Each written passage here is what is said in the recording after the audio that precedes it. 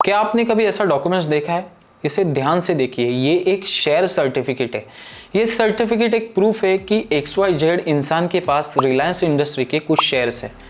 वैसे मुझे ये सुनकर बिल्कुल हैरानी नहीं होगी अगर आप बोलोगे कि मैंने ये सर्टिफिकेट कभी देखा नहीं है, क्योंकि अब पेपर शेयर सर्टिफिकेट का ज़माना गुजरे कई साल हो गए। पर ऐसे में हम सबके दिमाग में एक सवाल ज़रूर आना चाहिए कि अब हमें शेयर सर्टिफिकेट नहीं मिलते तो हमारे शेयर्स कहाँ स्टोर होते हैं और क्या प्रूफ है कि हमने कोई स्टॉक खरीदे या बेचे है? इसका जवाब है डीमैट अकाउंट। जब भी आप स्टॉक मार्केट में कोई शेयर्स बाय या सेल करते हो तो आप कोई फिजिकल शेयर एक्सचेंज नहीं करते हैं, आप उन सारे शेयर्स को डीमैट अकाउंट में इलेक्ट्रॉनिकली होल्ड करता है। तो दोस्तों, इस वीडियो में हम सीखेंगे कि डीमैट अकाउंट असल में होता क्या है, हमें डीमैट अकाउंट क्यों चाहिए और डीमैट अकाउंट कैसे ओपन किया जाता है, और बहुत कुछ इस वीडियो में हम सीखने वाले हैं। पर दोस्तों, इससे पहले अगर आपने हमारे चैनल को अभी तक सब्सक्राइब नहीं किया है तो इस चैनल को ज़रूर सब्सक्राइब कीजिए। इससे होगा ये दोस्तों कि जितने भी हम नए नए वीडियोस अपलोड करेंगे तो इन सब का नोटिफिकेशन आपको सबसे पहले मिलता रहे। दोस्तों, डीमैट अकाउंट का फुल फॉर्म है डीमैटेरियलाइज अकाउंट। आसान भाषा में समझे तो डीमैट अकाउंट एक इलेक्ट्रॉनिक अकाउंट है जो आपके शेयर्स और सिक्योरिटीज को फिजिकल शेयर सर्टिफिकेट के बजाय डिजिटल फॉर्मेट में होल्ड करता है। और डीमैट अकाउंट ना सिर्फ आपके स्टॉक बल्कि अदर सिक्योरिटी को भी इलेक्ट्रॉनिक फॉर्म में होल्ड करता है, जैसे कि बॉन्ड, ETF। लेकिन क्वेश्चन ये है कि डीमैट अकाउंट हमें क्यों जरूरी होता है?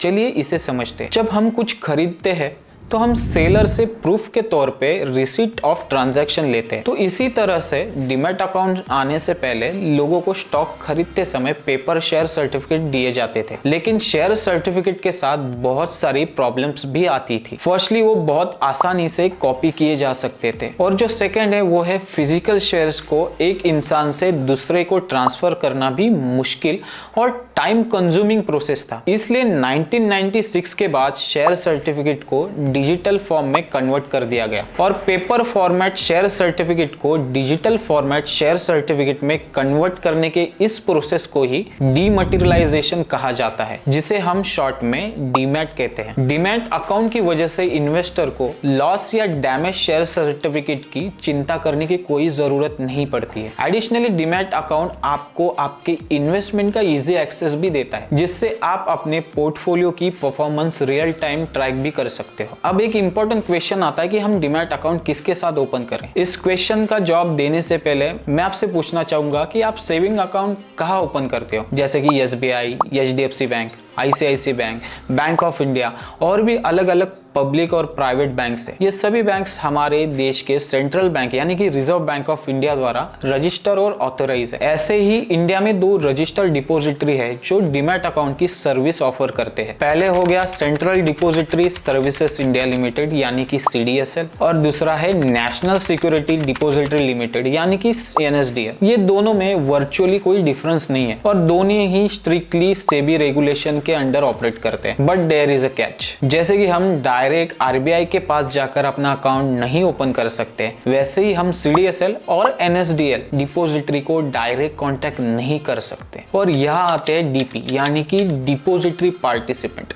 बेसिकली DP और कोई नहीं, CDSL और NSDL के एजेंट होते हैं, और वह डिपोजिटरी और इन्वेस्टर के बीच का एक लिंक होता है। सो अगर आप डीमैट अकाउंट खुलवाना चाहते हैं तो आपको इन डिपोजिटरी पार्टिसिपेंट के थ्रू ही जाना होगा, जैसे कि अपस्टॉक, ज़ीरोधा, एंजल ब्रोकिंग, फायर्स और बहुत सारे जो बैंक्स है जैसे कि HDFC, ICICI bank, Kotak Mahindra bank, ये भी हो सकते हैं। दोस्तों, आई होप दोस्तों आपको डिपोजिटरी और डिपोजिटरी पार्टिसिपेंट क्या होते हैं ये चीज़ आपको अभी तक समझ में आई होगी। और एक चीज़ मैं आपसे क्लियर कर लेता हूँ कि बहुत सारे लोग डीमैट अकाउंट और ट्रेडिंग अकाउंट के बीच कंफ्यूज हो जाते हैं। वैसे तो दोनों ही स्टॉक मार्केट में इन्वेस्ट करने के लिए जरूरी है, लेकिन दोनों के डिफरेंट पर्पज है। डीमैट अकाउंट एक बैंक अकाउंट की तरह होता है जो आपके शेयर्स को होल्ड करता है, और ट्रेडिंग अकाउंट एक प्लेटफॉर्म है जहाँ पर आप शेयर्स को बाय और सेल करते हैं। और डीमैट अकाउंट में आप अपने शेयर्स रखते हो और ट्रेडिंग अकाउंट में आप बाइंग और सेलिंग ऑर्डर प्लेस करते हो। आप डीमैट अकाउंट को एक लॉकर की तरह समझिए जो आपके शेयर्स को होल्ड करता है, और जब आप शेयर्स को बाई या सेल करते हो तो ट्रांजैक्शन ट्रेडिंग अकाउंट के थ्रू ही होता है। मैं आपको एक एग्जांपल के तौर पे समझाता हूँ। सपोज आपको रिलायंस इंडस्ट्री के 100 शेयर्स खरीदने हैं, तो जो शेयर्स का जो ऑर्डर प्लेस किया जाएगा वो आपके ट्रेडिंग अकाउंट से प्लेस किया जाएगा, क्योंकि उसी अकाउंट में आपके फंड्स होते हैं, मतलब उसी अकाउंट में आपके पैसे होते हैं। और जब वो शेयर्स आप खरीदते हो तो वो शेयर्स खरीदने के बाद कहाँ पर स्टोर होते हैं? वो आपके डीमैट अकाउंट में स्टोर होते हैं। वैसे ही अगर देखेंगे, आपको रिलायंस के जो शेयर्स है, जो खरीदे हुए शेयर्स है, वो प्रॉफिट में या अदरवाइज लॉस में आपको सेल करने हैं। तो जब आप सेलिंग ऑर्डर डालोगे तो वो जो सेलिंग ऑर्डर है वो आपके ट्रेडिंग अकाउंट से जाएगा, और जो सेलिंग ऑर्डर जाने के बाद जो शेयर्स है वो आपके डीमैट अकाउंट से डेबिट हो जाएंगे। तो इस तरह से डीमैट और ट्रेडिंग अकाउंट काम करता है। अगर दोस्तों अभी तक आपने डीमैट अकाउंट ओपन नहीं किया है तो मैं इस वीडियो के नीचे अपस्टॉक का अकाउंट ओपनिंग लिंक दे रहा हूँ, तो वहाँ पर जाकर आप आपका अकाउंट ओपन कर सकते हो। और दोस्तों ये प्रोसेस बहुत ज़्यादा लंबा नहीं होता है, 24 आवर्स में आपका जो अकाउंट है, डीमैट अकाउंट जो है वो आपका ओपन हो जाता है, और ओपन होने के बाद आप वहाँ से ट्रेडिंग कर सकते हो। आई होप दोस्तों आपको पता चला होगा कि डीमैट अकाउंट असल में क्या होता है, ट्रेडिंग अकाउंट क्या होता है और डिपॉजिटरी पार्टिसिपेंट क्या होते हैं। अगर आपको ये वीडियो अच्छा लगा होगा, इन्फॉर्मेटिव लगा होगा, और आपको असल में लग रहा होगा कि मैंने आपके नॉलेज में कुछ चीज़ें इनपुट करने की कोशिश की है, तो इस वीडियो को लाइक, शेयर और सब्सक्राइब करना मत भूलना। तब तक के लिए stay safe and keep trekking us.